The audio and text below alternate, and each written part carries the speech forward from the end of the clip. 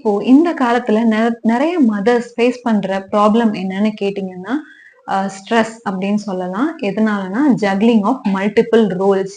அதுவும் வொர்க்கிங் மதரா இருந்தா சொல்லவே வேண்டாம். நம்ம நெறைய வேலைகள ஒரு நாள்ல நம்ம செஞ்சுக்கிட்டே இருக்கணும். ரிப்பீட்டடா ரெஸ்ட்டே இல்லாம. இப்படி செஞ்சுட்டே இருக்கப்ப என்ன ஆகும்னா, ஒரு நாள் கண்டிப்பா பர்ஸ்ட் அவுட் ஆவோம். அது எப்படி பர்ஸ்ட் அவுட் ஆகும்னு கேட்டீங்கன்னா, நம்மளுக்கே தெரியாது. சம்டைம்ஸ் அது கிட்ஸ் மேல எரிச்சலா காட்டுவோம். சம்டைம்ஸ் நம்ப ஹஸ்பண்ட் மேல காட்டுவோம். அப்படி இருக்கப்போ, நம்மளுக்கு அந்த செல்ஃப் ரியலைசேஷன் கண்டிப்பா வேணும். நம்ம ஏன் இப்படி நடந்துக்கிறோம்? எதுக்காக நம்ம எல்லாத்து மேலயும் எரிச்சல் ஆகுறோம்? இல்ல ஏன் நம்மளுக்கு இப்படி ஆகுது? அப்படிங்கிறது தான் first level of self realisation. இத மட்டும் நம்ம உணர்ந்துட்டோம் அப்படின்னா, நம்ம அதுலருந்து எப்படி வெளில வரலாம் அப்படிங்கிற டெக்னிக்ஸ தேட ஆரம்பிச்சுருவோம்.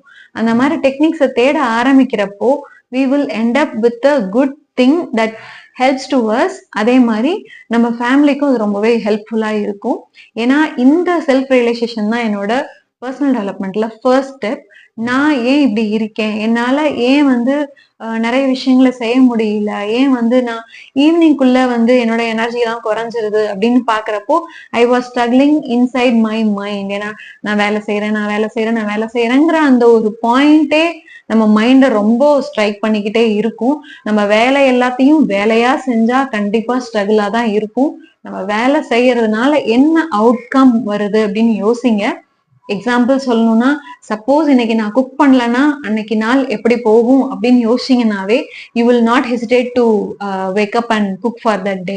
ஸோ இப்படிதான் நான் வந்து நான் செல்ஃப் ரியலைஸ் பண்ணிக்கிட்டேன்.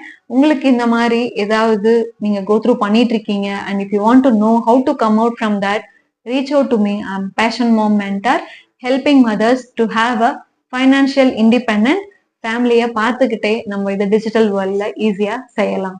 பட்